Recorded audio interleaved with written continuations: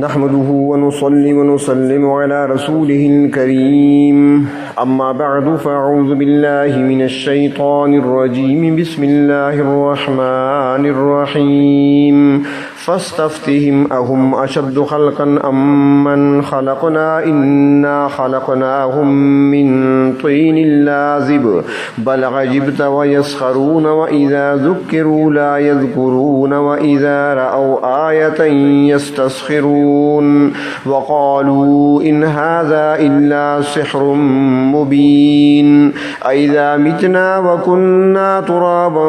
وعظاما أإنا لمبعوثون أو آباؤنا الأولون قل نعم وأنتم داخرون فإنما هي زجرة واحدة فإذا هم ينظرون وقالوا يا ويلنا هذا يوم الدين هذا يوم الفصل الذي كنتم به تكذبون احشروا الذين ظلموا وأزواجهم وما كانوا يعبدون من دون الله فاهدوهم إلى صراط الجحيم وقفوهم إنهم مسؤولون ما لكم لا تناصرون بل هم اليوم مستسلمون وأقبل بعضهم على بعض يتساءلون قالوا إنكم كنتم تأتوننا عن اليمين قالوا بل لم تكونوا مؤمنين وما كان لنا عليكم من سلطان بل كنتم قوما طاغين فحق علينا قول ربنا إنا لذائقون فأغويناكم إنا كنا غاوين فإنهم يومئذ في العذاب مشتركون إنا كذلك نفعل بالمجرمين إنهم كانوا إذا قيل لهم لا إله إلا الله يستكبرون صدق الله مولانا العظيم اللهم صل على سيدنا محمد وعلى آل سيدنا محمد وبارك وسلم سورۃ الصافات کی آیت نمبر 11 تا آیت نمبر 35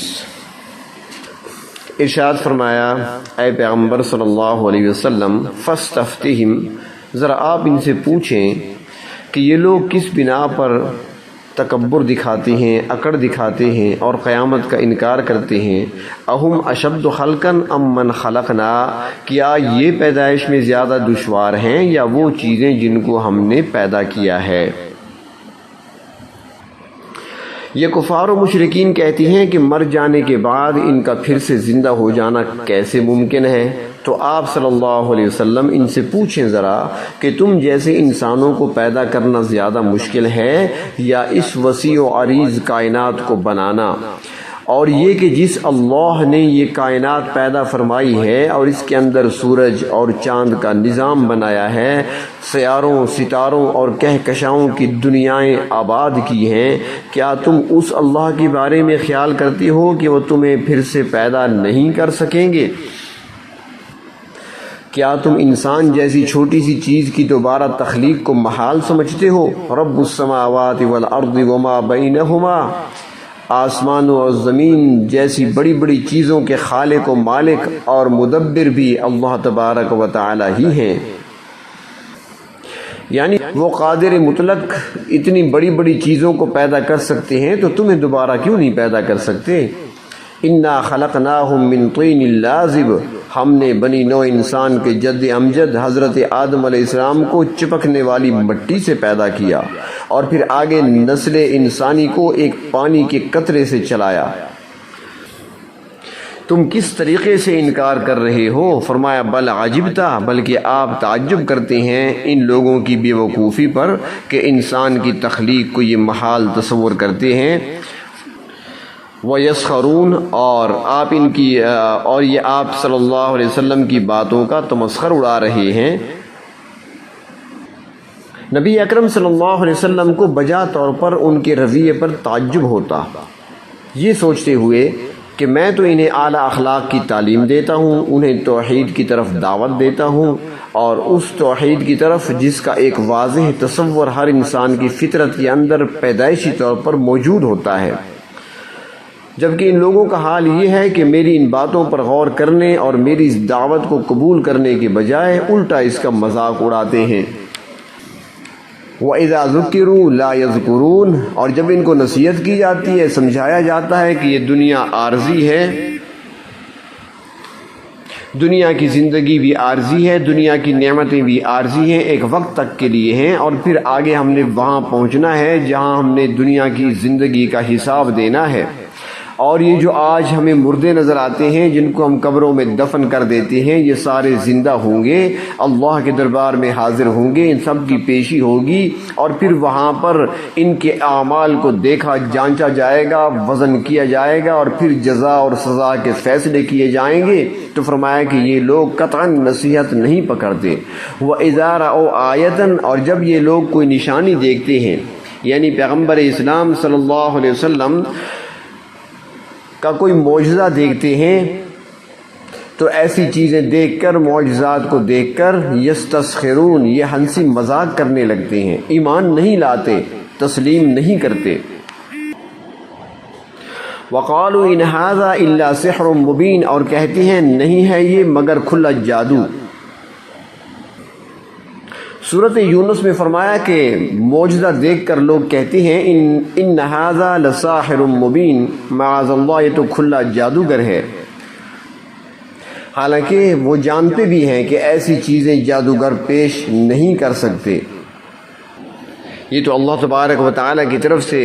نشانیاں ہیں، معجزات ہیں، اور معجزہ کہتے اسے ہیں جو انسانی عقلوں کو عاجز کر دے۔ تو فرمایا کہ اس قسم کے بد مذاق لوگ ہیں جو کہتے ہیں اَإِذَا مِتْنَا وَكُنَّا تُرَابًا وَعِظَامًا، کہ جب ہم مر کر مٹی اور ہڈیاں ہو جائیں گے، گوشت گل سڑ جائے گا، ہم مٹی میں مل جائیں گے، صرف بوسیدہ ہڈیاں رہ جائیں گی، اِنَّا لَمَبْعُوثُونَ، تو کیا ہم دوبارہ اٹھائے جائیں گے؟ مرنے کے بعد انسانی گوشت تو جلد ہی گل سڑ کر مٹی میں مل جاتا ہے، لیکن ہڈیوں کا الگ سے ذکر اس لیے فرمایا ہے کہ یہ سخت ہوتی ہیں اور بوسیدہ ہو جانے کے باوجود بھی لمبے عرصے تک موجود رہتی ہیں۔ تو وہ کہتے ہیں کہ آباؤنا الاولون، اور کیا پہلے گزرے ہوئے ہمارے آباء و اجداد بھی زندہ ہو کر اٹھ کھڑے ہوں گے؟ تو وہ کہا کرتے تھے کہ یہ بات تو ہماری عقل میں نہیں آتی کہ جب ہمارا وجود، ہمارا جسم مٹی میں مل جائے گا اور پھر ذرات میں تبدیل ہو جائے گا، پھر وہ ذرات منتشر ہو جائیں گے، تو پھر ان کو جمع کر کے ہماری دوبارہ زندگی کا آغاز کرایا جائے گا، تو یہ کیسے ممکن ہے؟ تو اللہ تبارک و تعالیٰ نے فرمایا قل، اے میرے پیغمبر صلی اللہ علیہ وسلم آپ ان سے فرما دیں نعم، ہاں، بغیر کسی شک و شبہ کے، وانتم داخرون، تم بھی اور تمہارے آباء و اجداد سارے اولین و آخرین کے انسان دوبارہ اٹھائے جائیں گے، اور تم چونکہ انکار کرنے والے ہو تو اپنے اس انکار کی وجہ سے تم رسوا ہو کر رہو گے۔ اور فرمایا کہ جب وہ قیامت کا دن آئے گا فَإِنَّمَا هِيَ زَجْرَةٌ وَاحِدَةٌ، تو ایک ہی ڈانٹ آئے گی، یعنی ایک ہی دفعہ بگل بجے گا، فَإِذَا هُمْ يَنظُرُونَ، اور وہ سب دیکھ رہے ہوں گے۔ یعنی جب قیامت کے دن بگل بجے گا، دوسری مرتبہ سور پھونکا جائے گا، تو سارے اپنی قبروں سے اٹھ کھڑے ہوں گے اور پھر چل پڑیں گے میدان حشر کی طرف، اور مغرور لوگوں کا غرور اور متکبرین کا تکبر اس دن ہوا ہو جائے گا۔ بڑے بڑے نامور لوگ جو دنیا میں جن کا بڑا نام تھا، بڑے رئیس اور چودھری تھے، جن کے پاس بڑی دولت ہوا کرتی تھی اور اپنے آپ کو کچھ سمجھا کرتے تھے، وہاں پر ذلت کی حالت میں فرشتوں کے آگے آگے چل رہے ہوں گے، تو وہاں پر پتہ چلے گا حقیقت حال کا۔ اس وقت افسوس کریں گے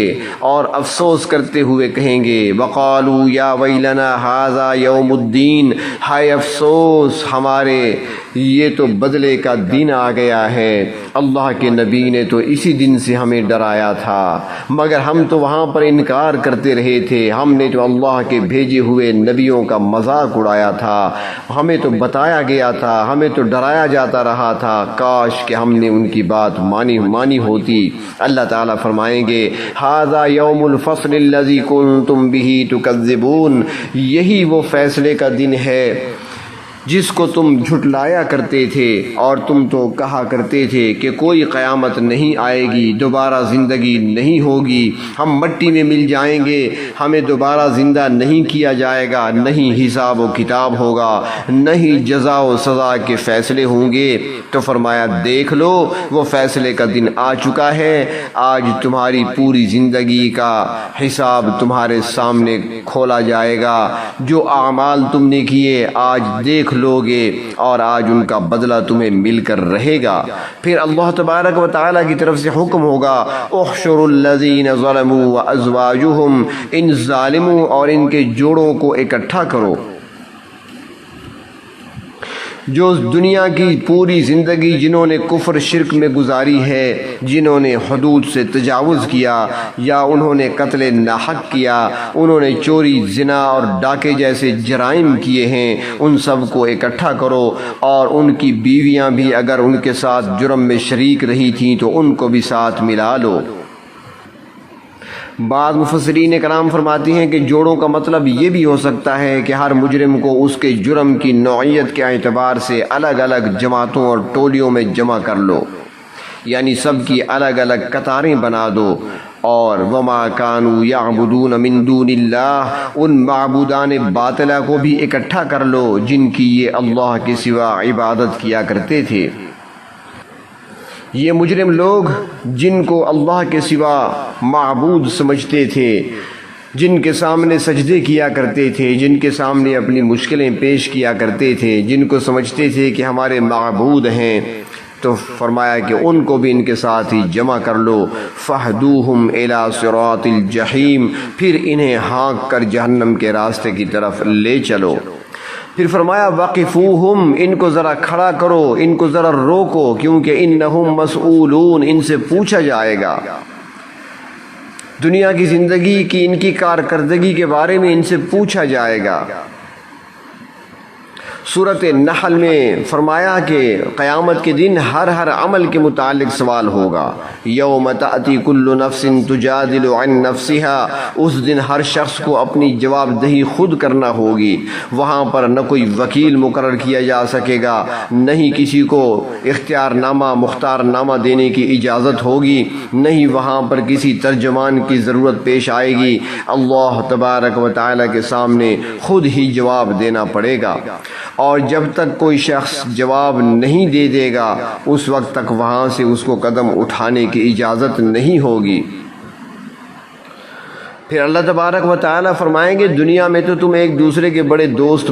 بنا کرتے تھے، حمایتی بنے پھرتے تھے، ایک دوسرے کے لیے بڑے نعرے لگایا کرتے تھے، اور اکٹھے جینے اور مرنے کی قسمیں کھایا کرتے تھے۔ ما لکم لا تناصرون، تمہیں کیا ہے کہ آج ایک دوسرے کی مدد نہیں کرتے؟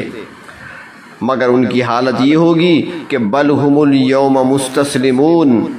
اس دن تو سب ایک دوسرے کو پکڑوانے کی کوشش کریں گے تاکہ کسی طریقے سے خود بچ جائیں اور دوسرے کو پکڑوا لیں۔ فرمایا وَأَقْبَلَ بَعْضُهُمْ عَلَى بَعْضٍ يَتَسَاءَلُونَ، ان میں سے بعض پر متوجہ ہوں گی اور پوچھیں گے قَالُوا إِنَّكُمْ كُنْتُمْ تَأْتُونَنَا عَنِ الْيَمِينِ، کہیں گے کہ تم تو ہماری دائیں طرف سے آتے تھے، یعنی کہ تم بڑی قوت کے ساتھ اپنے پروپیگنڈے کے شکار ہمیں بنایا کرتے تھے دنیا میں، یعنی تم ہمارے سردار تھے اور اپنی اس حیثیت کا رعب جما کر ہمیں اپنی پیروی پر مجبور کیا کرتے تھے۔ تم ہمارے پاس بہت رعب، دبدبے، طاقت اور زور کے ساتھ آیا کرتے تھے۔ اپنا ہم خیال بنانے کے لیے تم ہر قسم کے حربے استعمال کرتے تھے، کبھی ہمیں لالچ دیتے، کبھی ہمیں خوفزدہ کیا کرتے تھے، مگر آج ہماری مدد کیوں نہیں کرتے؟ وہ جواب میں کہیں گے قالوا بل لم تکونوا مؤمنین، بلکہ تم خود ہی ایمان سے خالی تھے، اگر تم ایماندار ہوتے تو ہمارے بہکاوے میں نہ آتے۔ وَمَا كَانَ لَنَا عَلَيْكُمْ مِنْ سُلْطَانٍ، ہمارا تم پر کوئی زور تو نہیں تھا، ہم نے تمہیں زبردستی غلط راستے پر تو نہیں ڈالا تھا، بل كُنْتُمْ قَوْمًا طَاغِينَ، بلکہ تم خود ہی حد سے بڑھنے والے سرکش لوگ تھے۔ اور اسی کی وجہ سے آج تمہیں یہ دن دیکھنا پڑا ہے۔ آپس میں مکالمے ہوں گے جن کی پیروی کی جاتی ہے ان کے اور پیروی کرنے والوں کے درمیان۔ یہ تو انسانوں کا مکالمہ ہوگا، قیامت والے دن شیطان بھی اپنے کرتوتوں کا انکار کر دے گا۔ شیطان کے پیچھے چلنے والے بھی شیطان سے کہیں گے کہ تم دنیا میں ہمیں بڑے سبز باغ دکھایا کرتے تھے، ہماری نظروں میں دنیا کی زیب و زینت اور رسم و رواج کو ہی مزین کر کے تم نے دکھایا تھا، اور تم نے تو کہا تھا آگے کچھ نہیں ہے، اب آج ہماری مدد کیوں نہیں کرتے؟ تو اس وقت شیطان بھی جواب دے گا، سورۃ ابراہیم میں ہے کہ وَمَا كَانَ لِي عَلَيْكُم مِّن سُلْطَانٍ، مجھے تم پر کوئی غلبہ تو حاصل نہیں تھا کہ میں نے تمہیں زبردستی اپنے پیچھے لگا لیا ہو، بلکہ میں نے تو ایک دعوت دی تھی، تم نے خود ہی قبول کر لیا، لہٰذا فَلَا تَلُومُونِي وَلُومُوا أَنفُسَكُمْ، آج مجھے ملامت نہ کرو بلکہ اپنے آپ کو ملامت کرو کہ تم غلط راستے پر چل پڑے تھے۔ تمہیں اللہ کے نبیوں کی باتوں پر یقین نہیں آیا تھا، تم نے مبلغین کی باتوں کو نہیں مانا تھا، تم نے نیک دیندار اور متقی بندوں کی بات کو نہ مانا تھا، اور میرے جھوٹے وعدے کو تم نے سچا مان لیا تھا، تو تم خود ہی اپنے ذمہ دار ہو۔ تم تو نصیحت کرنے والوں کی نصیحت پر عمل کرنے کی بجائے ان کا مذاق اڑایا کرتے تھے، تمہارا اپنا ہی کام تھا، تمہارے اپنے کرتوت تھے۔ تو فرمایا فحق علینا قول ربنا، آج ہم پر ہمارے رب کی بات سچی ہو گئی، کیونکہ پروردگار عالم نے اعلان پہلے سے کر رکھا تھا کہ جو کوئی میرا راستہ چھوڑ کر غلط راستہ اختیار کرے گا، جو کفر اختیار کرے گا، شرک اختیار کرے گا، نافرمانی کا ارتکاب کرے گا، تو وہ عذاب کا مستحق ہوگا، لہذا انا لذائقون، آج ہم اس عذاب کا مزہ چکھنے والے ہیں اور تم بھی ہمارے ساتھ شامل ہو۔ اور پھر ایک ایسا موقع بھی آئے گا کہ جن کی تابعداری کی جاتی تھی، جن کی پیروی کی جاتی تھی، وہ اقرار کریں گے فَأَغْوَيْنَاكُمْ إِنَّا كُنَّا غَاوِينَ، کہ ہم نے ہی تمہیں گمراہ کیا کیونکہ ہم خود گمراہی کے راستے پر چل رہے تھے۔ کیونکہ جب آدمی خود ہی گمراہی کے راستے پر چل رہا ہو تو اس سے گمراہی کی توقع ہی تو کی جا سکتی ہے، وہ ہدایت کا راستہ کیسے دکھا سکتا ہے جو خود ہدایت کے راستے پر نہ ہو؟ جب دونوں گروہوں کی گمراہی ثابت ہو جائے گی تو اللہ تبارک و تعالی ارشاد فرمائیں گے فَإِنَّهُمْ يَوْمَئِذٍ فِي الْعَذَابِ مُشْتَرِكُونَ، کہ آج تابع اور متبوع، لیڈر اور ان کے پیچھے لگنے والے، نعرے لگانے والے، سب مشترکہ طور پر عذاب کا شکار ہوں گے اور ان میں سے کوئی بھی نہیں بچ سکے گا۔ اللہ تبارک و تعالیٰ نے فرمایا اِنَّا كَذَلِكَ نَفْعَلُ بِالْمُجْرِمِينَ، ہم گناہ گار لوگوں کے ساتھ یہی سلوک کرتے ہیں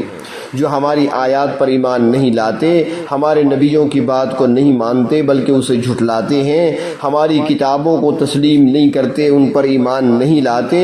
تو فرمایا وہ عذاب سے نہیں بچ سکتے۔ اور پھر ان کا حال یہ ہے انہم کانوا اذا قیل لهم لا الہ الا اللہ، جب ان سے کہا جاتا ہے کہ اللہ کے سوا کوئی معبود نہیں، اللہ کے سوا کوئی خالق نہیں، کوئی مالک نہیں، تو فرمایا کہ پھر یہ لوگ یستکبرون، تکبر کرتے ہیں، اور تکبر کرتے ہوئے کلمہ توحید کا انکار کر دیتے ہیں۔ یہی تکبر تو تھا جس نے فرعون کو ڈبو دیا، یہی تکبر تو تھا جس نے حامان کو ڈبویا، یہی تکبر تو تھا جس نے نمرود کو غرق کر دیا۔ ابو جہل اور ابو لہب بھی اسی تکبر میں مبتلا تھے اور پھر اسی کے ساتھ ہی وہ جہنم واصل ہوئے۔ ابلیس بھی اپنے تکبر کی وجہ سے راندہ درگاہ ٹھہرا۔ اللہ تبارک و تعالی ہمیں تکبر و غرور سے بچائیں، اپنے احکامات پر عمل کرنے کی توفیق عطا فرمائیں۔ وآخر دعوانا ان الحمد للہ رب